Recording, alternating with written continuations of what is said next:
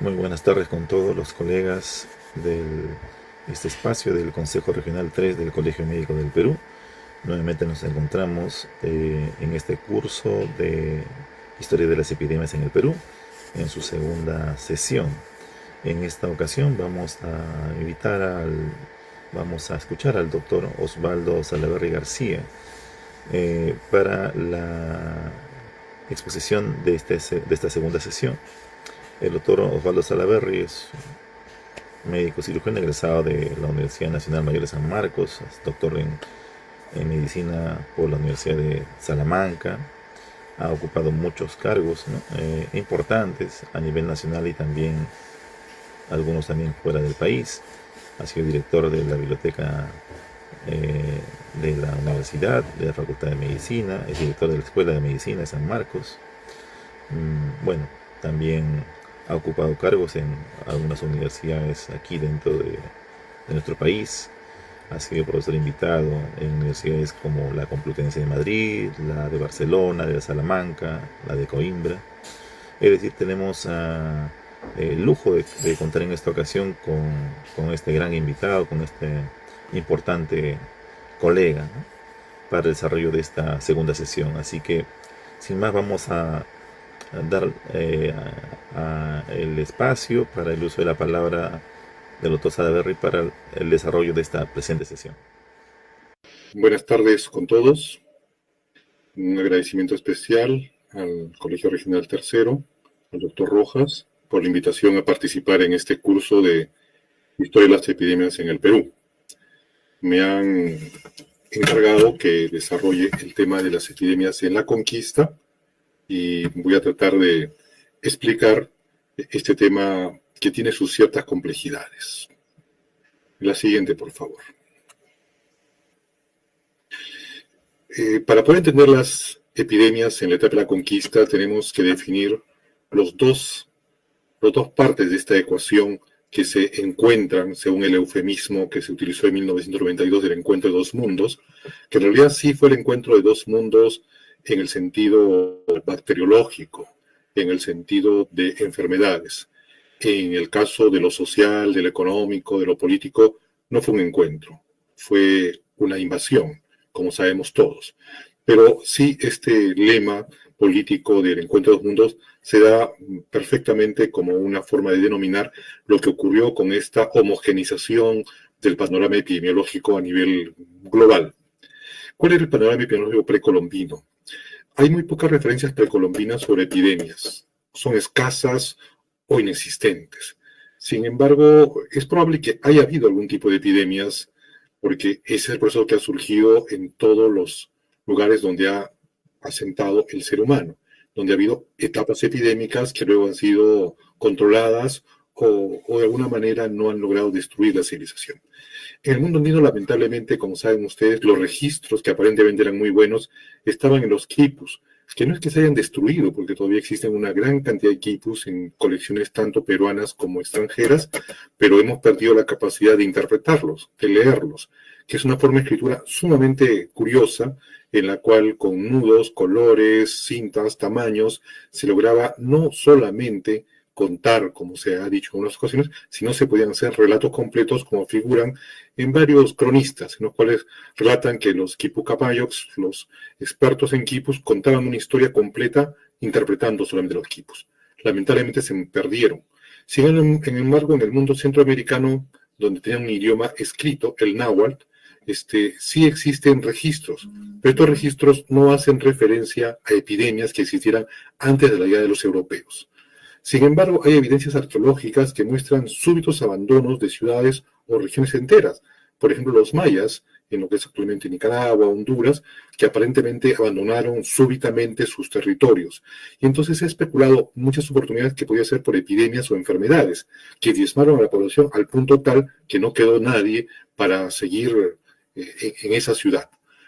Se conoce ahora, en cambio, que el cambio climático que estamos viendo hoy en día, y que es un cambio antropocéntrico, existió en forma periódica y que ha habido etapas en las cuales todo el globo terráqueo, por ejemplo, estuvo sometido a una gran disminución de la intensidad solar, lo cual produjo muy malas cosechas, cambios climáticos notables en algunas zonas como los bosques lluviosos, y que probablemente eso fue la causa del abandono de algunos lugares, tanto en Centroamérica como en nuestro caso, en el norte del Perú, en la zona de Chimú. Entonces, no hay evidencias en este momento de un panorama epidemiológico precolombino. La siguiente, por favor. Sin embargo, las condiciones epidémicas precolombinas eran notablemente diferentes a lo que vamos a ver luego, que es el panorama epidemiológico en el caso de Europa. La distribución poblacional en nuestros territorios, ya no voy a hablar solamente de México, sino básicamente del mundo andino, era muy diferente en toda Europa y en toda América. En América las ciudades eran escasas, en Centroamérica y en Norteamérica era Tenochtitlan, era la gran ciudad, pero igual que en el caso del Cusco, de repente Cajamarca o Quito, tienen más bien un carácter de centro de poder.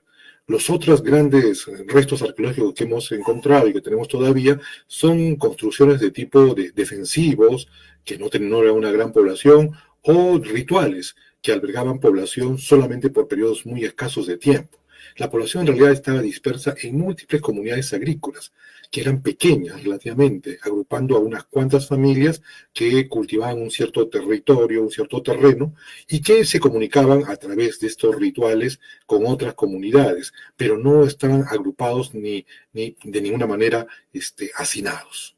Entonces, estos restos arqueológicos que encontramos muestran además un urbanismo avanzado, con un manejo del agua notable que hacía que las condiciones higiénicas o las condiciones, en todo caso, de higiene pública fueran propicias para evitar lo que sí existía en otras latitudes, como en el caso de Europa. Entonces, las condiciones epidémicas precolombinas no predisponían al surgimiento de epidemias, ni tampoco a su diseminación. La siguiente, por favor. Acá vemos un ejemplo. Esta es la ciudad de barro más grande del mundo, Chan Chan. Pero esta ciudad en realidad no era una ciudad completamente. Gran parte de los edificios eran edificios rituales, donde la gente de los alrededores se reunía en ciertas etapas, en ciertos momentos del año, y siempre estaba parcialmente habitada. Pero a pesar de ser una ciudad tan grande como las que podían existir en Europa simultáneamente, esta ciudad no estaba hacinada ni construida de modo tal que albergara permanentemente a la población. La siguiente. Esta otra imagen también nos muestra lo que ocurre paralelamente en México, donde este conjunto de pirámides truncas, construidas un poco como las huacas andinas, también eran lugares rituales, donde los pobladores vivían en las cercanías, pero a kilómetros de distancia, y se reunían acá periódicamente. Es decir, no habían las condiciones para que se generara una zoonosis que pasara algunas enfermedades de los animales a los hombres, y entre los hombres por el hacinamiento o por la aglutinación de personas se transmitieran de uno a otro. Estas condiciones cambiaban mucho en el caso de Europa. La siguiente, por favor. Las condiciones epidemiológicas europeas eran muy distintas en el momento en el cual estamos hablando. En una Europa postmedieval y una España que prácticamente estaba casi todavía en la época medieval y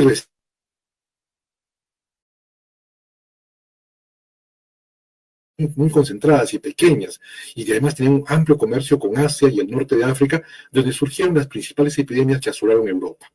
En general, las epidemias eran transmitidas no por los viajes ni los traslados, sino por el comercio. Es decir, el comercio tanto de personas como de bienes. Las ciudades, por otro lado, centros urbanos, no solamente se utilizaban para viviendas, sino también eran para comercio y mercado. Además de que en muchos casos, sobre todo en las zonas donde había grandes disputas, la gente solía tener a sus animales, con los cuales pastoreaban fuera del castillo, fuera de la pequeña ciudad amurallada, y que luego ingresaban con ellos a vivir dentro de sus viviendas, con lo cual había una estrecha relación con los animales, y de ahí eran las zoonosis que luego se convertían en enfermedades específicamente humanas. Las condiciones de saneamiento urbano eran pésimas.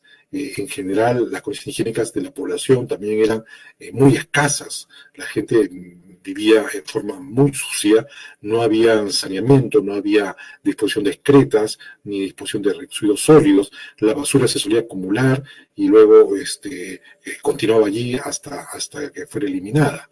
Y eso había lugar a que hubiera habido una gran cantidad de epidemias que habían pasado durante la Edad Media y que se habían terminado convirtiendo en endemias, entre ellas el sarampión, la viruela, incluso la peste que asolaba periódicamente, se habían convertido en endemias. Pero principalmente la viruela y el sarampión, que ya se habían convertido para la etapa en la cual vamos a encontrar este encuentro con los americanos, se habían convertido en enfermedades endémicas que afectaban básicamente a la niñez. La siguiente. Esta es una imagen, por ejemplo, un cuadro de Bruegel, en el cual se ve la típica ciudad, y acá un tanto embellecida por el artista, pero se ve la aglomeración de gente, como ahí al mismo tiempo se hacía mercado, se hacía espectáculos, la gente caminaba, estaban todo tipo de gente viviendo dentro de un lugar relativamente pequeño. No para algo ritual, no para algo esporádico que se hacía de vez en cuando, sino casi cotidianamente. La siguiente imagen nos muestra todavía con mayor razón una ciudad amurallada. Vemos en el borde superior, en la esquina superior izquierda, vemos el borde de la muralla, dentro casas que están muy apretadas con callejuelas estrechas, pequeñas, y probablemente uno o dos ambientes cercanos a la iglesia o a la catedral, en la cual había una plaza que se utilizaba para muy diversas cosas, entre otras el mercado, que si no era diario, era por lo menos semanal, y ahí se llevaban animales que se sacrificaban, se llevaban aves, se llevaban todo tipo de bienes y de cosas de consumo que luego se desechaban, causando, primero, un trasiego de distintos animales, y segundo, una gran posibilidad de contaminación. La siguiente, por favor. Entonces, la epidemiología española en el periodo de la conquista, específicamente ya no de toda Europa, la podemos saber porque, a pesar de que los judíos habían sido expulsados, los judíos casi hegemonizaban la medicina y los aspectos de salud en la época previa a la conquista. Recordemos que los judíos fueron expulsados, igual que los musulmanes, precisamente con los reyes de España, con los reyes católicos de España. Ahí tenemos un personaje, Juan de Aviñón, que era un judío converso, que se llamaba en realidad Moses ben Samuel, que vivía en Sevilla y escribió una medicina sevillana, o sevillana medicina, que la escribió más o menos un poco antes de la época del descubrimiento de América, y que nos mostraba el panorama epidemiológico que tenía. Lamentablemente esta obra se publica casi un siglo después, cuando ya teníamos toda América descubierta, y ahí en el capítulo 5 se habla de las maneras de las enfermedades que acceden en esta ciudad. Se refiere a Sevilla, pero Sevilla era representativo del resto de las grandes ciudades españolas. Las enfermedades que existían allí, él las relata, las que están entre 1391 y 1420, se había hecho una revisión epidemiológica bastante grande, y decía que existía lo que, bueno, acá hemos transliterado, porque los nombres de la época eran distintos y no los entenderíamos, pero lo que identificamos es que existía paludismo periódico, viruela, el tifo exantemático, sarampión, tuberculosis y peste bubónica. Adicionalmente había la disentería epidémica, es decir, por ciertas épocas del año habían epidemias de disentería, la conjuntivitis que afectaba mucho, fiebre tifoidea y también pues el tifo exantemático, ¿no?, que hemos dicho que era periódico. Entonces vemos que en una ciudad típicamente española, en el periodo previo a que llegaran aquí los conquistadores europeos, tenemos esta cantidad de enfermedades, ninguna de las cuales se conocía en América. Entonces ya tenemos ahí una primera visión de lo que estaba en capacidad de transmitirnos. La siguiente, por favor. Pero aparte de esto, tenemos unas evidencias en los diarios de Cristóbal Colón. Cristóbal Colón estuvo en 1498 más de 15 días ciego por una conjuntivitis que mientras navegaba frente a la costa del Golfo de Paria. Pero aparte de eso, dos cosas que son muy importantes porque tienen que ver con enfermedades que se desencadenaron precisamente cuando llegó a desembarcar en las islas del Caribe. Durante su segundo viaje, él tuvo un barco que se llamó la Isabela y que desembarcó el 10 de diciembre de 1493, es decir, un año y un poco más después del primer viaje. Recordemos el primer viaje, en 1492, regresa a España con unas noticias, le dan una enorme cantidad de suministros, vituallas y personas que se embarcan, y viene un segundo viaje con una gran cantidad de barcos. Él desembarca en la Isabela, que así habían denominado a esta isla, que es actual Santo Domingo, y allí apenas desembarcó, él se enfermó de influenza, y lo relata en sus... Y fue una influenza que de alguna manera fue severa, porque él estuvo convaleciente durante 2 meses. Luego, Un año después, en septiembre de 1494, sufrió de tifus sistemático también cuando estaba en viaje a Santo Domingo, y ahí convaleció 5 meses. Entonces, estas enfermedades no solamente las sufría él, lógicamente, las sufrían, por ejemplo, los alrededor de 1.500 personas que llegaron junto con él en el segundo viaje. Entonces, no todos, pero muchos de ellos tenían. Y por eso es que tenemos allí las primeras evidencias de un contagio directo de personas europeas hacia los americanos. La siguiente, por favor. Vamos a hablar sobre la debacle demográfica americana. La verdad es que no se puede saber exactamente cuántas personas había en América antes de la llegada de los europeos. ¿Por qué? Porque varían mucho. Los estudios han variado desde estimaciones que, miren, los que son más simples, los que ponen menos gente, y con respecto a los que ponen más gente, hay una variación de 12 a 1.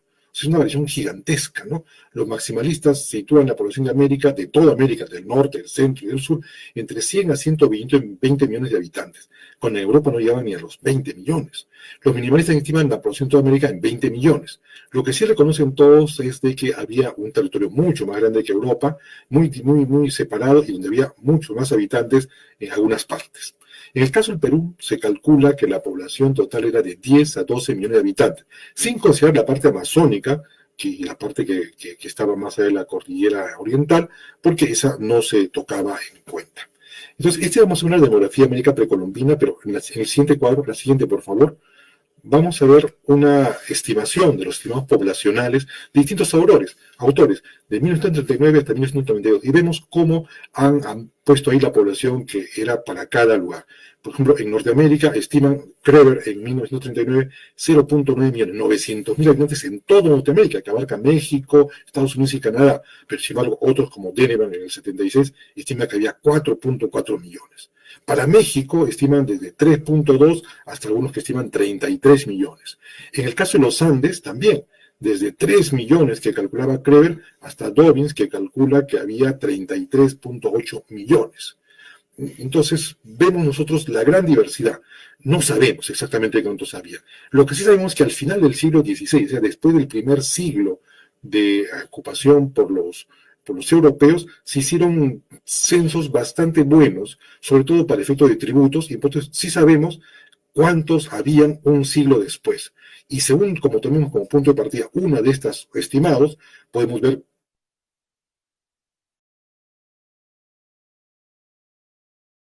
en que hubo una gran debacle, pero el tamaño de esta no está claramente definido.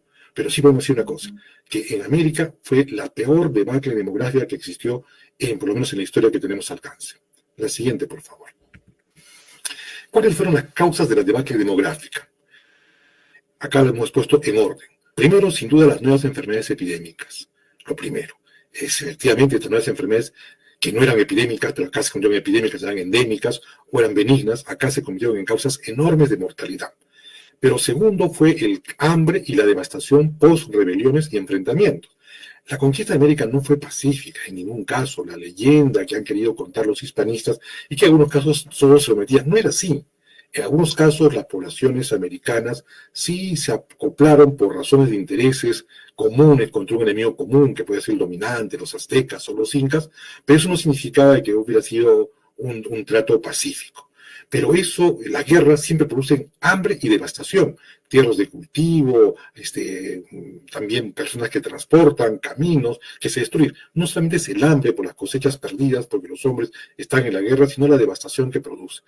Lo tercero fue la destrucción de los sistemas productivos. Al descabezar a las instituciones que gobernaban estas regiones, entonces los sistemas productivos, como por ejemplo los que existían en el mundo andino, en el cual cada región cultivaba algo y luego hacía un intercambio a través de reservas, a través de tambos, y un intercambio que se hacía a través del Capacñán, desapareció.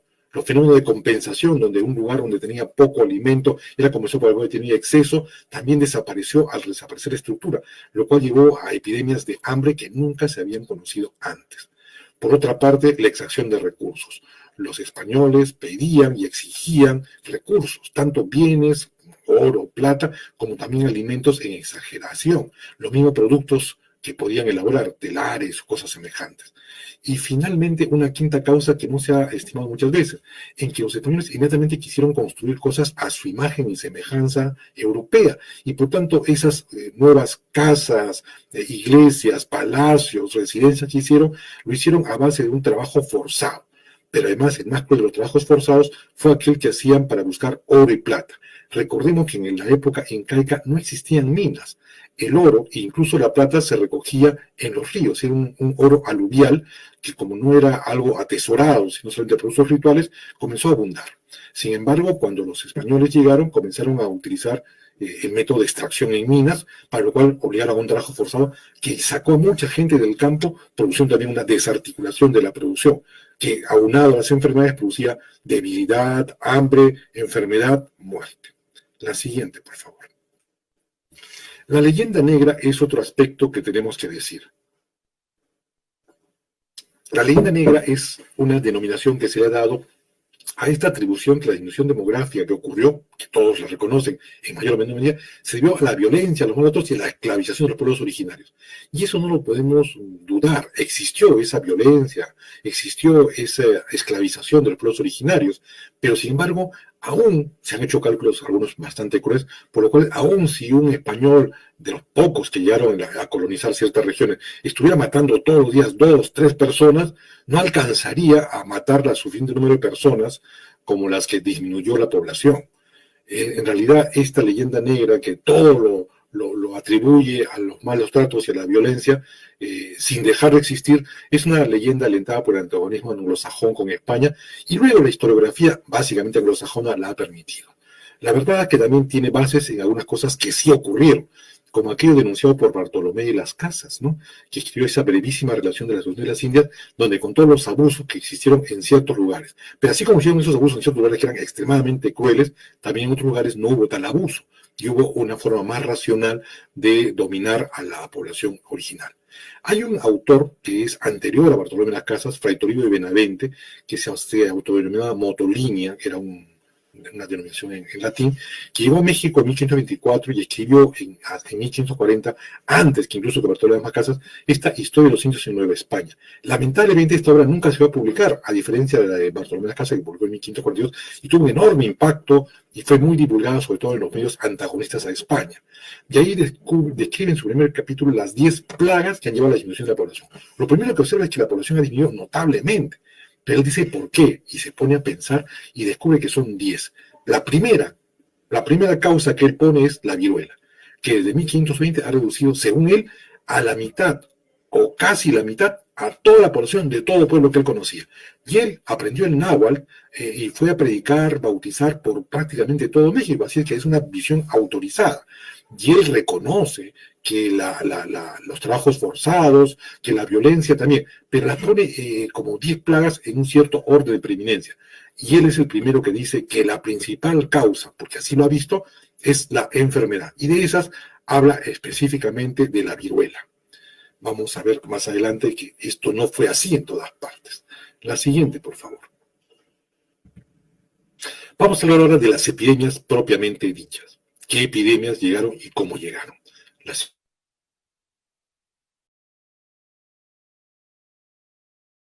Como ya hemos dicho al comienzo, no hay evidencias de que existieran epidemias, pero todo hace suponer que, como en toda comunidad humana, sí hubo epidemias.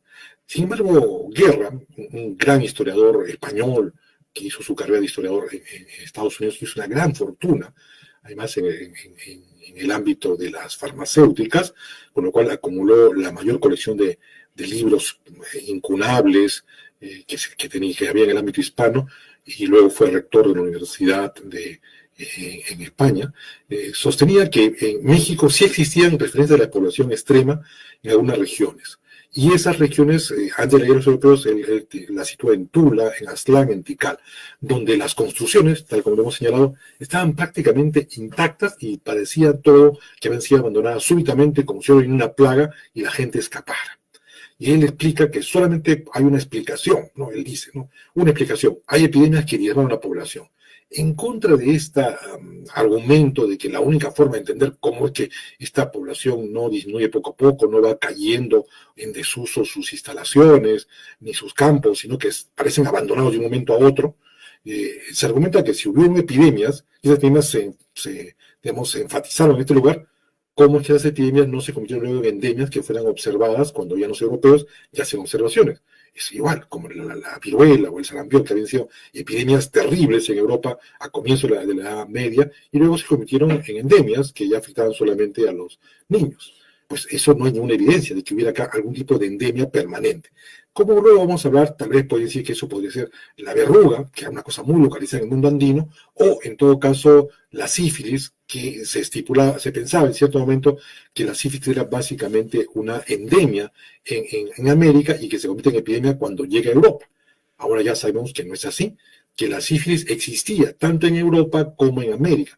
Lo que pasa es que con diferentes, probablemente, serotipos, y el intercambio de estos por el contagio de un lugar a otro hace que se desate una epidemia en Europa de una enfermedad que ya existía, pero no en la proporción que ocurre cuando hay este intercambio de serotipos entre la versión americana y la versión europea. Mientras que la versión americana quedó como tal y no se evidenció una epidemia como la que hubo en Europa precisamente después de la etapa del descubrimiento de América. Por otra parte, Guerra, porque no lo hizo en su época, no estaba todavía avanzada la paleoclimatología, que estudia los cambios climáticos a lo largo de la historia de eones, no consideró los cambios climáticos que habían podido destruir ciudades, como ocurrió, ya lo hemos comentado, tanto en México como en el Perú. Y aparentemente también en otros lugares, solamente no dejan evidencias porque eran pueblos que no tenían mayores estructuras. La siguiente. Acá vemos, por ejemplo, esto de la pirámide maya de Tikal, que realmente, si uno las observa, y esto no han sido reconstruidas, parece que estuvieran como para usarse todavía, ¿no? En pleno un ritual, ahí podríamos perfectamente tener a uno. Claro, ha habido cosas, han estado protegidos por la densa selva de América Central, pero tampoco eso produce un cierto deterioro, pero evidentemente esto no es producto de que haya habido una guerra, que los haya destruido, está abandonado súbitamente. Eso es lo que hipotizó Guerra, que era la única explicación posible para él, era que había sido a causa de una epidemia. Pero es evidencia muy, muy, muy débil. La siguiente. ¿Cuál fue la primera epidemia en América? Bueno, la primera epidemia muchas veces se ha dicho, y tal vez algunos de nosotros tengamos idea, de que fue una epidemia de viruela. Y eso porque la viruela, se habla mucho, hay una versión clásica que nos dice cómo ocurrió, pero eso es en lo que llamaban los españoles tierra firme. Pero la primera epidemia en realidad no ocurre aquí, porque recuerden, los españoles cuando llega Colón, llega primero a Domingo, lo que actualmente es Santo Domingo, y allí está la isla de Isabela, en nombre de Isabel, la reina católica, llega el 9 de diciembre en el segundo viaje, y ahí, como les comenté ya, desembarcaron alrededor de 1.500 hombres, pero además, en esa expedición ya se venía a colonizar, y por tanto no solamente trajeron hombres, sino también había traído animales. Trajeron caballos, que los trajeron desde España, y además, cuando llegó a las Islas Canarias, que era una escala para llegar a América, embarcó 8 puercas para poder hacer crías. Estos caballos y estos puercos entraron en contacto en primer lugar ¿con quiénes? Con los propios españoles, con esos 1.500 que venían en las varias embarcaciones que trajeron. Y allí entraron en contacto con los expedicionarios y aparentemente les produjeron un tipo de zoonosis, es decir, les produjeron una influenza suina, o sea, del cerdo, o una influencia caballar, que también se sabe que existe, es poco frecuente, pero existe. Y esas fueron las que le transmitieron. Entonces, una zoonosis dada por los animales que coexistían, convivían en Europa o en Canarias, infectaron a estos primeros expedicionarios. Y estos, cuando llegan a Santo Domingo, estos puercos se multiplicaron y se dispersaron por todas las islas de las Antillas, en gran número, y con ellos, como transmitían la influenza suina, también esta influenza suina. Entonces, aparentemente la primera epidemia, y la que diezmó totalmente a la población nativa, fue de influenza y no de viruela, como se dice. La hipótesis, entonces, es que la influenza que llega y causa la primera epidemia no es ni siquiera una influencia humana, sino es una influencia suina, una influencia del cerdo, que infectó a esta población. Pero la devastación fue enorme. Los taínos, que es el nombre genérico con el cual se llamaba a los pobladores de las islas de las Antillas, se extinguieron. Es decir, no se disminuyeron, sino se extinguieron en poquísimo tiempo. Para el segundo viaje casi quedaban muy pocos y para la época del tercer viaje se habían extinguido casi todos. La siguiente, por favor. La influencia epidémica que llevó acá fue infecciosa y aguda, extremadamente contagiosa, según nos comentan los diarios de Colón y otros relatos que también son de la misma época. Primero afectó a los españoles y murieron la tercera parte de los españoles, lo cual nos indica que esta no fue una influencia pues humana, fue una influencia suina, como fue una influencia aviar, y estas influencias atacaban también, eran muy sensibles los propios españoles, pero no tanto como para extinguirlos, pero murieron muchos, probablemente por la debilidad que habían obtenido a través, en la cual se habían postrado luego del largo viaje. Recuerden que en esa época todavía no se conocía el problema nutricional y muchos de ellos estaban con escorbuto y entonces llegaron muy débiles, con hambre, debilitados, con escorbuto de ellos, y encima les afecta un virus suino, un virus del cerdo, y afectó a muchos de los pobladores españoles. De esos 1.500 españoles murieron casi 500 antes de poder instalarse. Tenía una fiebre alta, una gran postración y un dolor de cuerpo generalizado. Los que, sin embargo, pasaban por la etapa, como sabemos ahora, quedaban inmunizados, sin ninguna recidiva, porque quedaban inmunizados. O sea, eso refuerza la idea de que fue una influencia del cerdo. Pero después de que pasó a los españoles, pasó a los indígenas nativos, que comenzaron a morir, y como dice allí, en número infinito. Es decir, se morían prácticamente al día siguiente que se enfermaban. Pero no solamente afectó a los de Santo Domingo, porque en esa época y estos indígenas iban mucho, había un comercio muy intenso entre las diversas islas del Caribe, y entonces al pasar a las otras Antillas fueron transportados también los enfermos, y con eso toda la población del Caribe falleció, murió. Entonces se ha pensado, y algunos han pensado que eso fue fiebre amarilla o que fue malaria. Eso sobre todo porque después, ante la pérdida total de población nativa, es el lugar donde más se importan esclavos africanos forzados. Y por tanto, allí rápidamente se instaló la fiebre amarilla, que viene de África, y también la malaria. Entonces, viendo esto ya a partir del siglo XIX o siglo XVIII, pensaron que esta primera epidemia, en la cual quedan algunas huellas, también había sido de malaria o fiebre amarilla, pero no es así. Todo parece indicar que es una epidemia de influenza. Entonces, la primera epidemia en América fue una epidemia de gripe o influenza que eliminó totalmente a la población taína o del Caribe. La siguiente, por favor. Aquí hay un dato muy interesante. Así como llegó Colón a América, a las Antillas, Magallanes llegó a Filipinas en 1521, pocos años, unas cuantas décadas después. Las condiciones de las Filipinas son muy parecidas al Caribe, también son islas boscosas, con un clima muy parecido, pero la diferencia estaba en que poseían animales domésticos parecidos a los que tenían los españoles. Es decir, también tenían unos cerdos nativos, digamos, que eran muy distintos. Y probablemente estos cerdos habían desarrollado también un tipo de zoonosis con virus respiratorios y los habían contagiado a los habitantes de Filipinas. Entonces ellos tenían una cierta inmunidad contra los virus de la gripe del cerdo. Y por tanto, cuando llegan con estos cerdos españoles, con una variante que era de gripe, ya tenían una especie de inmunidad cruzada que permitió que resistieran esto. Y entonces el cambio demográfico es radicalmente distinto. La población que era en 1921 de aproximadamente 500.000 de habitantes, siempre con las salvedades del caso que no podemos decir exactamente, llegó a más bien a 7,5 millones en 1898, es decir, aumentó, mientras que entre nosotros la población disminuyó y recién, más o menos desde la época de la independencia, poco antes, es que comienza a subir la población nuevamente de pobladores andinos, y lo mismo ocurre en México. Una caída constante, muy, muy fuerte al comienzo y después poco a poco una caída más lenta hasta que comienza la recuperación hacia 1750, 1780. Como decimos, en el segundo viaje llegaron al Caribe caballos, vacas, corderos, cabras y en especial cerdos que en España pues eran utilizados ampliamente. Y estos transmitieron la influencia, pero además, bueno, ya como hemos dicho, esto causó la extinción de los taínos. La siguiente, por favor. La otra enfermedad epidémica grave que ocurrió en toda América y también es la que llega ya al Perú, es la viruela. Pero en las Antillas tenemos claro que la extinción fue por causa de la influenza. Pero en el continente fue una suma de la influenza y la viruela. Es decir, la influenza que ataca al Caribe no deja de llegar al continente. Pero llega también otra enfermedad. La versión clásica nos dice que antes de Navidad llegó en 1518, llegó a Santo Domingo un barco negrero portugués. Los portugueses eran casi los únicos que hacían este tráfico de esclavos. Luego se añadieron los ingleses, y ellos tenían unos puertos donde las propias etnias africanas capturaban a otros de otras tribus africanas, los capturaban como esclavos y los iban a vender a los portugueses.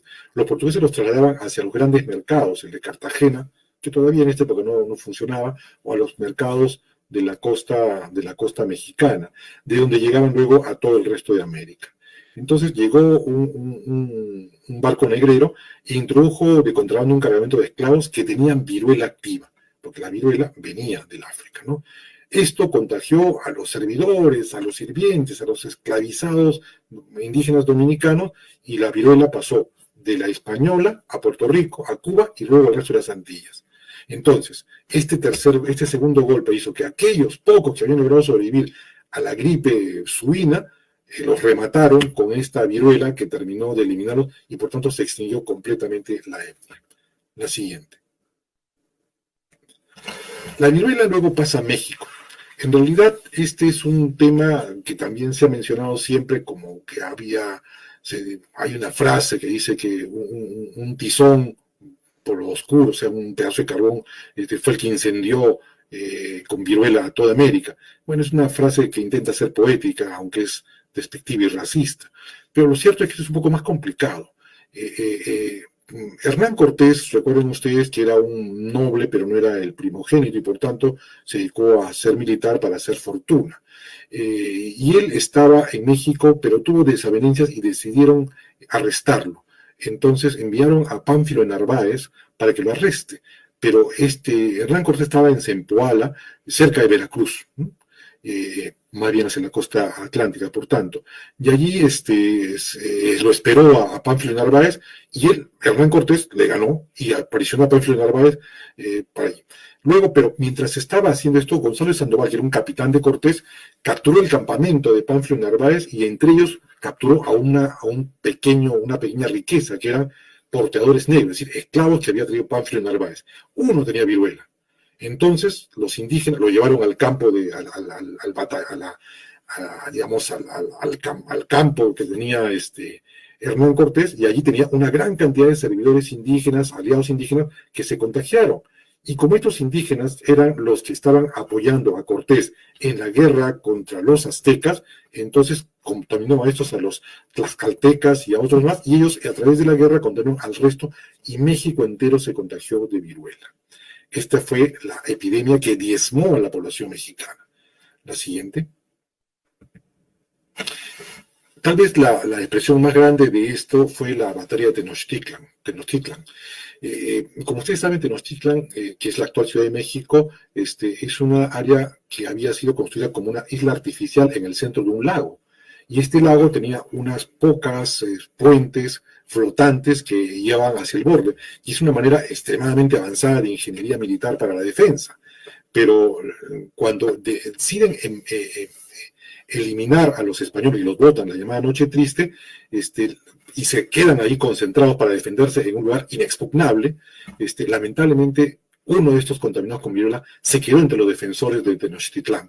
Y entonces, durante el cerco que los españoles hicieron a Tenochtitlán, la enfermedad cundió. Y entonces los guerreros murieron la mayoría. Se había encerrado allí Cuitlazhuacín, que era el emperador azteca, y muere él y sus principales capitanes, los que gobernaban a las distintas etnias que lo apoyaban, y por consiguiente prácticamente quedó desorganizada la defensa y el posible ataque contra los españoles. Lo sucedió Cuauhtémoc, que es el que finalmente es capturado por Cortés, y ya sabemos el resto de la tragedia. Algo parecido a la que ocurrió también aquí en Cajamarca. La siguiente. Bueno, el sarampión era una enfermedad que había dejado de ser epidémica y más bien era endémica en Europa. Era leve en los niños españoles, pero cuando apareció en América, que la trajeron también desde el comienzo, fue terriblemente mortal y afectaba a adultos, porque claro, no tienen ningún tipo de inmunidad. El doctor Guerra mostró, además, que entre los pasajeros a Indias o América, como se llamaba, que tenían que estar todos registrados. No se permitía que cualquiera viniera a América, no es que uno comprara un boleto o se embarcara en un barco, no. Había una selección muy específica de quienes podían venir a América, eso fue la monarquía española. Y, por ejemplo, no podían venir al inicio, por lo menos, personas que tuvieran antecedentes penales, o que estuvieran presos, o que fueran delincuentes. No se permitía. Y se trataba de que llegaran hombres y mujeres, sobre todo por las cuestiones religiosas, que los hombres tenían que casarse o amancebarse, en todo caso, con mujeres españolas. Y algunas de ellas eran viudas o personas que tenían hijos y también venían hijos. Y entonces aparecen registrados y ahí encuentra el doctor Guerra que había niños que probablemente eran portadores. La dispersión del sarampión comenzó en el año 1531, o sea, comenzó un poco tardíamente, cuando ya los viajes de Pizarro hacia nuestro territorio ya tenían más de 5 años. Motolina refiere de un marino español herido de sarampión, ¿no? Herido de sarampión, que llega con el sarampión claramente. La siguiente, por favor. Esta es un grabado holandés en realidad, donde con el relato que hacen los españoles, se muestra las enfermedades que tenían los indios americanos, ¿no? Y ahí se ve cómo los niños están en la parte central, cómo prenden fuegos, cómo hacen sahumerios. O sea, a partir de los relatos, ese es un grabado que hizo un holandés, que jamás estuvo en América, por cierto, pero muestra, tal como nos imaginaban los indígenas americanos, tratando a los enfermos y tratando de curarlos. Lo cual indica que muchas de las cosas que hemos perdido nosotros de la constancia o evidencia de esa época daban a conocer ya que había una medicina relativamente avanzada, que utilizaban, miren ustedes, el tabaco, fumando esa parte, ese que está en la parte sobre con una pipa, hierbas que le daban, la hierba del tabaco, miren el que está ahí con unos saumerios echado en una camilla de troncos, con una especie de pequeña frazadita, al otro que le están dando algunos algunos, probablemente algunos soplos de alguna sustancia que se lo hacían aspirar por la nariz, una forma de introducción que los españoles no conocían, que solamente lo conocían los árabes todavía en esa época, y vemos también a una mujer que está preparando La siguiente, por favor. Entonces, la versión clásica de la viruela es la que llega a América por un esclavo de Pánfilo Narváez y Mito que fue Estados en México. Y Motolinia, el padre, que lamentablemente no se supo de su obra hasta 2 siglos después, refiere que la población en México se redujo a la mitad. Se propagó luego a Santo Domingo y ahí a todo el Caribe y contribuyó a la extinción de las etnias. Pero posteriormente se desplazó a tierra firme, a como llaman a tierra firme, que era América del Sur. Bueno, ¿a qué llamaban tierra firme? Básicamente a la costa atlántica de lo que hoy es Venezuela y Colombia. Básicamente eso le llamaban tierra firme. Se distribuyó entonces por el norte de América del Sur, Colombia y Venezuela, y de allí pasó. Pero en realidad la transmisión de las enfermedades epidémicas que llegaron al Perú no llegaron por el lado porque en medio estaba la selva amazónica que no era posible. Donde se atravesaba de un lado al otro, del Atlántico al Pacífico, era a través de México. Y entonces luego desde Acapulco para abajo es que vinieron las epidemias hacia nuestro territorio, hacia Sudamérica, hacia la costa del Pacífico Sur. La siguiente, por favor. La viruela, ¿cómo llega a territorio andino? Hay evidencia que hacia 1520, entre 1520 y 1523, aparece en lo que actualmente es Ecuador, pero que en esa época era parte del territorio incaico. Había un notable comercio de cabotaje que trasladaba bienes en balsas, no solamente desde la zona norte, la zona central y la zona sur del país, sino básicamente el gran comercio existía, iba en algunos casos hasta bien arriba, pasando la costa de Ecuador, pasando la costa de Colombia, y allí se intercambiaba productos con otros comerciantes que venían incluso desde Panamá o algunos desde México. Esto se evidencia en restos que se han encontrado en los cuales moluscos, que por ejemplo, que utilizamos aquí y que eran muy prenda de intercambio, se han encontrado en lugares donde no existían materialmente, biológicamente, pero eran cosas de intercambio, y viceversa. Entonces, este comercio de cabotaje, evidentemente entraban en contacto personas con personas, bienes de uno, bienes del otro, Y esto había puesto en contacto. Entonces, a partir de Acapulco van bajando los viajes, de Panamá van viajando los diversas expediciones. Probablemente ahí ya eran zonas que estaban afectadas por la viruela y por las epidemias, y van pasando poco a poco hacia la zona de nuestro territorio. Hay un detalle muy interesante. Sarmiento de Gamboa, un cronista, dice que la viruela apareció antes que en Ecuador, apareció en el Cusco, y que apareció incluso que antes que en Quito, que es donde se supone que murió con Huayna Cápac.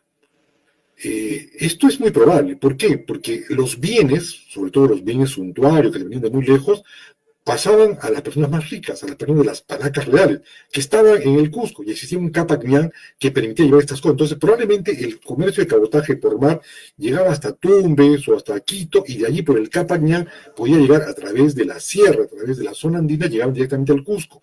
Llegaban las personas, llegaban los bienes, y probablemente es plausible creer que la epidemia de viruela comenzó no en la costa norte, transmitiéndose poco a poco, expandiéndose desde México, sino que llegó primero al Cusco, y después del Cusco más bien fue que se trasladó a Quito.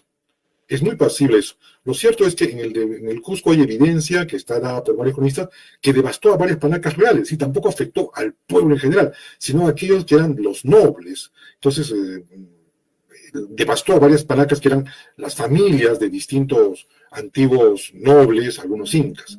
Huayna Cápac no se encontraba en Cusco, hacía como 10 años que no estaba en Cusco, gobernaba el Cusco, gobernaba todo el imperio, pero estaba más bien en la zona norte, y por tanto él no se infectó en ese momento. La siguiente, por favor. Aquí vemos unas imágenes para que vean ustedes lo distorsionado que nos miraban los españoles. La primera es la primera imagen que se tiene del Cusco, relatada pues como la capital de este nuevo reino que se había descubierto, y ahí se pinta a un inca, probablemente ya un conquistador. Pero la ciudad de Cusco, miren cómo la pintan, como una ciudad medieval, con torres, nada más parecido. La siguiente es otra que también muestra al Cusco, también en la imaginación de algún persona leída, intelectual, un artista que ha leído eso, y miren, lo ponen ahí el Inca, ahí sí más o menos relatado cómo lo llevan en andas, pero miren, la ciudad es una ciudad cuadriculada al estilo de los dameros que hizo Pizarro en Lima, o de las ciudades españolas trazadas en América, porque las ciudades españolas no eran así. Y también un templo que se menciona que era pues el Templo del Sol, ¿no? Entonces, los relatos son interpretados porque son escasos, esporádicos, diversos, y se interpretan de esta manera. La realidad es que esto no era así, el Cusco no era así. La siguiente, por favor. El Cusco tenía, como dicen, la figura como si fuera de un animal, de un felino. Y tenía, se bien dos partes, el Hanan y el Lurin Cusco, ¿no? El Alto y el Bajo Cusco. Y tenía una figura así, estaba atravesado por estos ríos que eran muy importantes en los rituales, sobre todo de la Sitúa o la fiesta de la salud. Tenía una cantidad de plazas y lugares para diferentes cosas rituales, y estaba, como siempre, muy vinculada a las zonas defensivas, a las zonas cercanas que pudieran permitir la defensa. La siguiente, por favor. Como ustedes saben, el Cusco además tenía una división con este felino, y que marcaba, porque esta forma como que si vemos adentro, es como la cuña, y esta figura del felino indicaba las 4 grandes áreas o zonas hacia las cuales se dirigía el imperio incaico, ¿no? El Chinchaysuyo, el Collasuyo, el Antisuyo, las 4. La siguiente, por favor.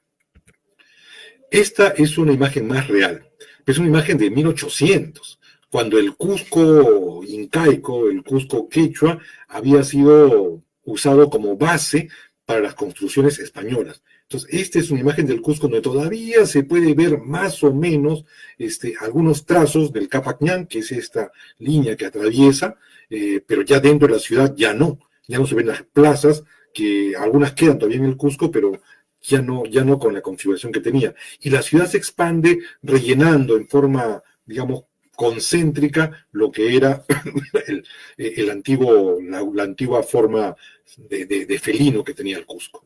La siguiente, por favor.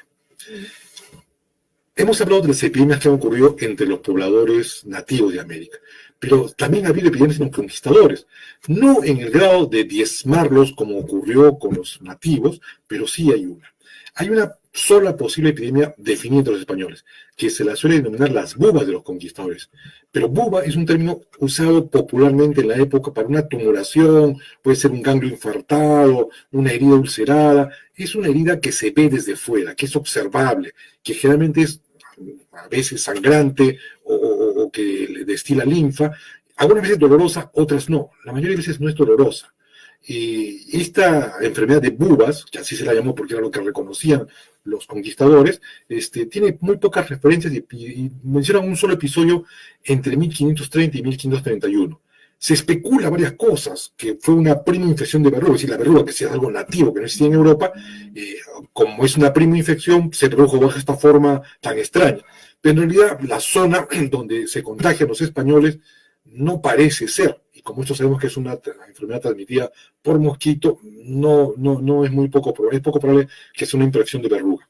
La siguiente, por favor. Miren ustedes esta descripción que nos hace, ¿no? Se les recreció, o sea, se les creció a los de Pizarro una enfermedad extraña, abominable, y fue que nacían por la cabeza, por el rostro y por todo el cuerpo unas como verrugas que lo parecían al principio, o sea, es una especie de excreción. Cuando se les mostraban más, después creciendo se ponían como brevas, o sea, como ubres, prietas, oscuras y del tamaño de ellas. Pendían de un pezón, destilaban de sí mucha sangre, causaban grandísimo dolor y horror. No se dejaban tocar. Ponían feísimos a todo lo que le daban, porque unas verrugas colgaban de la frente, como otras de las cejas, como otras del pico de la nariz, de las barbas y orejas. Como no sabían qué hacer, murieron muchos, como otros muchos sanaron. Como no fue la enfermedad general para todos los españoles, aunque corrió por todo el Perú, coma que muchos años después corrió por el Cusco. 3 o 4 españoles con la misma enfermedad sanaron. Debió ser alguna mala influencia que pasó, porque después de acá no sabe que ha habido tan mala plaga. ¿Qué fue esto? No se sabe. Pero inicialmente se dio en un lugar y luego pasó al Cusco y repitió aparentemente 3 o 4 años después, y después nunca más ha habido una epidemia como esta. Esto me parece a algunas epidemias también europeas que se dieron, como la fiebre del sudor, ¿no? Que se dio, la fiebre escarlata que se dio en Europa, que fueron cosas que aparecieron y desaparecieron rápidamente. Acá también parece que ocurre eso. Pero antes ha sido una prima infección de una enfermedad que luego no logró, o rápidamente logró cierta inmunidad. La siguiente, por favor. Tenemos la versión de Pedro Luis Navarro, que era un mercedario, que relata lo mismo, dice, en esta obra que hace la narración de los hechos de los españoles en el Perú. Dice: en esta bahía de Cuaque, que es en la costa norte por el Ecuador, enfermaron otros españoles de achaques de viruelas y bubas, de la que murieron algunos y otros quedaron hoyosos, o sea, llenos de huecos, los rostros, y sumamente feos, efecto que causan las viruelas. De ahí se supone que es una viruela, pero es una viruela extraña en todo caso, que generalmente a adultos no afectaba entre los españoles. La siguiente, por favor.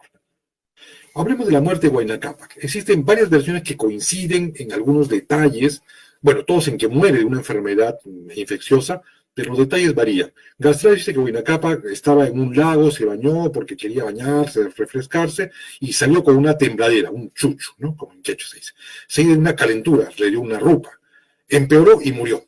Jiménez de la Espada, que no tiene relatos directos de los familiares, como el caso de Garcilaso, pero que tiene contacto directo de algunos que estuvieron allí, dice que hubo una epidemia en Cuenca, ¿no? En la actual Colombia, donde estaba Huayna Cápac, de la cual murió, y de allí su cadáver fue trasladado a Cusco. Aparentemente, este traslado con una gran comitiva, varios fueron enfermando y fueron diseminando por todo el tránsito del Capañán la enfermedad. Entonces, esa fue simultáneamente lo que ocurrió en Cusco, pero ocurrió. Ahora, los efectos políticos, esto ya lo sabemos.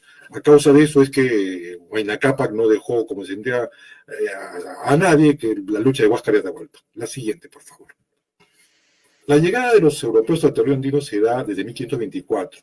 No es importante, no llegó acá. En el segundo viaje llega hasta las costas del río San Juan, y ahí se produce el episodio de la Isla del Gallo, donde está muy bien. Pero Bartolomé Ruiz va un poco más abajo en ese segundo viaje y finalmente encuentra unos comerciantes. Es tal vez allí la forma en que contagió, y se contagió ya la población del norte peruano.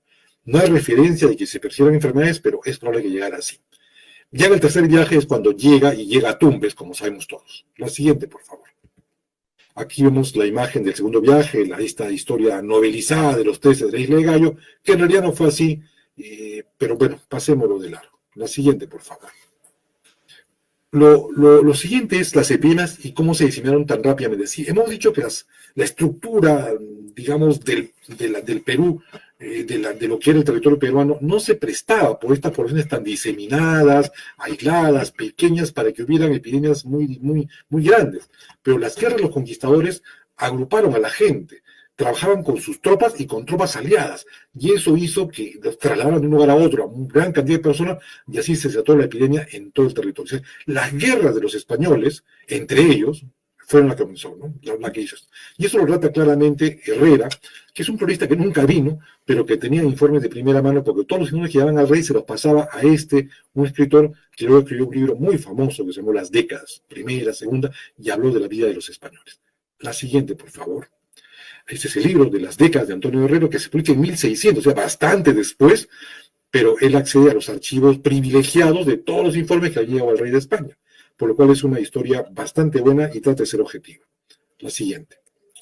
Este es un mapa, por ejemplo, que está en el libro de las décadas, y vamos a ver una ampliación. La siguiente, por favor. Ya miren ustedes cómo representan acá a las Islas Galápagos, que las conocían porque lo vi ejemplar, pero miren cómo representan el Callao, como si la bahía del Callao fuera en realidad un tremendo accidente geográfico. Arica lo ponen cerquísima, y Santiago de Chile, y Valdivia, que está muy al sur, lo ponen muy abajo. Las propuestas estaban mal, pero ya conocían el río de la Plata y conocían el Amazonas. Muy bien, entonces esto es lo que conocían los españoles. La siguiente, por favor. La versión de los españoles sobre la exploración de América es una versión dividida. Los primeros que llegaron, los militares, los que vinieron acá como avanzados, consideraban que estas enfermedades habían aparecido de pronto. Vieron población sana y que al poco tiempo que llegaban ellos se enfermaban. Entonces tuvieron clarísimo, porque no eran tontos, que había una enfermedad que ellos traían y que estaba atacando a los nativos. Y seguramente, como no tenían ninguna compasión con ellos, lo dejaron así. Y sabían también que la distribución del sistema de salud hacía que no tuvieran un soporte para esto. Pero luego de los militares, luego de los aventureros, llegan los sacerdotes. Y los sacerdotes llegan a evangelizar, y en su evangelización tuvieron una visión muy religiosa. Varios de ellos, con algunas excepciones por supuesto, consideraron que estas plagas, estas enfermedades, les caían a los indígenas y no a los españoles, porque los españoles eran cristianos y estos eran idólatras. Aunque dijeran que no eran idólatras, y por tanto era un castigo divino. No solamente ellos, sino algunos cronistas, por ejemplo, González Fernández de Oviedo, que observa la catástrofe demográfica, sabe que, bueno, él estudia Perú y México, pero en México dice, ha muerto la mitad de la población, y considera que todo es una obra de Dios, como castigo, y lo pone literalmente, de las idolatrías y sodomía, y bestiales vicios, y horrendos y crueles sacrificios, y culpas de los mismos indios. Claro, una de las cosas que solían decir los cronistas es que habían sacrificios humanos. Y es verdad, había sacrificios humanos en México y también en el Perú, lo que pasa es que no se suele decir mucho, pero en México eran muy abundantes, acá eran rituales y periódicos. La sodomía es algo que se ha mencionado mucho, sobre todo en la zona mexicana, que existía como una forma ritual y de humillar a los vencidos, ¿no? Entonces todo esto era visto y era percibido como horrores, pero sin embargo no veían los horrores que ellos hacían, ¿no? Bueno, esta es la versión de los españoles sobre la despoblación de América, como digo, es dividida. Al inicio se pensó claramente, se dieron cuenta que era producto de las enfermedades y de lo que ellos mismos producían, quitarles los alimentos, destruir sus sistemas, romper sus infraestructuras, no permitirles reunirse o viajar de un lugar a otro, lo sabían claramente, pero luego de esto viene esta visión religiosa que es finalmente la que termina dominando. Y piensan que de allí a que los indígenas no solamente están, digamos, castigados, sino que poco a poco han degenerado. La siguiente. La visión de los vencidos, en cambio, es otra cosa. El término visión de los vencidos es un término que utilizo, pero sin embargo no se aplica exactamente a esto. En realidad es un libro que publicó Miguel León Portillo, un destacado historiador mexicano, que en 1959 publicó este libro, donde él encuentra unos códices en náhuatl, en el idioma escrito que tenían los centroamericanos, y los traduce, y ahí se cuentan, todavía en la época de la conquista, es decir, cuando estaban allí, escritores náhuatl anónimos, escriben cómo ven la historia de los españoles, cómo los perciben, cómo los atacan, cómo son vencidos, cuentan su historia una vez que ya han perdido la guerra. Entonces, allí no se habla de epidemias. Incidentalmente se habla, en lo de Tenochtitlán, se habla de cómo los ejércitos estaban diezmados y en cambio los españoles estaban totalmente fortalecidos y tenían cañones, todo lo demás, y que por eso, solamente por eso es que fueron vencidos los guerreros de Tenochtitlán. Pero en el ámbito andino no existe nada semejante a esta visión de los vencidos. Tal vez el fenómeno del Incarri, que habla de la revolución del Inca, del regreso, es una forma equivalente a la visión de los vencidos. Pero en realidad las epidemias de la conquista que diezmaron a nuestra población, que la llevaron de 10 millones a 1 millón de habitantes aproximadamente, que es en el primer censo de Toledo, que ocurre a finales de 1500, cerca de 1600, no tiene una historia de terror. Ahora, las epidemias que llegan al Perú son las mismas que hemos visto con más detalles, y ya llega la viruela, la influenza, el sarampión y otras más. Y todas estas diezman a la población poco a poco, básicamente porque llega con los españoles y porque los españoles toman a poblaciones, las diezman y además utilizan a unos como aliados y las trasladan a todas partes.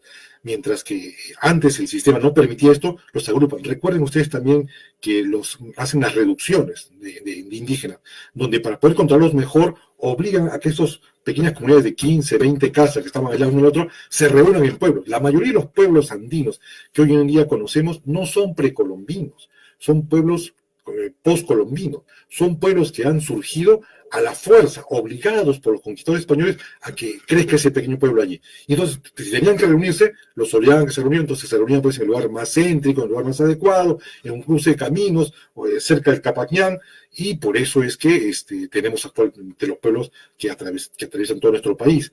Pero esa reducción hizo también que las epidemias más rápidamente se cebaran en ellos, y por tanto murieron. Lamentablemente no tenemos, esperemos que en algún momento de los tipos que aún conservamos se puedan realmente traducir, y al traducirlos podamos tener tal vez algún texto en que nos hable de cómo vieron ellos esto. Lo que sí es claro, y con esto quiero terminar, es que desde el punto de vista de los incas como de los mexicanos, cuando llegan los españoles, llegan y de pronto los dioses de ellos parecen muy poderosos. Ellos no se enferman y los americanos sí se enferman. Ellos tienen armas poderosas y nuestras armas no sirven.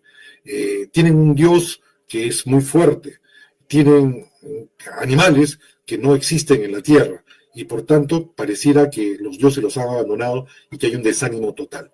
La falta de demografía, el aumento demográfico, no se debe solamente a las enfermedades, a la muerte por hambre, por catástrofes civiles y militares que hacían, y por la desarticulación del sistema, sino también, entre otras cosas, porque las propias mujeres no querían tener hijos para traer a un mundo que ya lo veían como que había llegado a su final. La historia de las epidemias en la época de la conquista es una historia trágica que debemos conocer, y que si bien involuntariamente nos trajeron las epidemias que habían en Europa, también es verdad que no se hizo prácticamente nada para revertir la situación.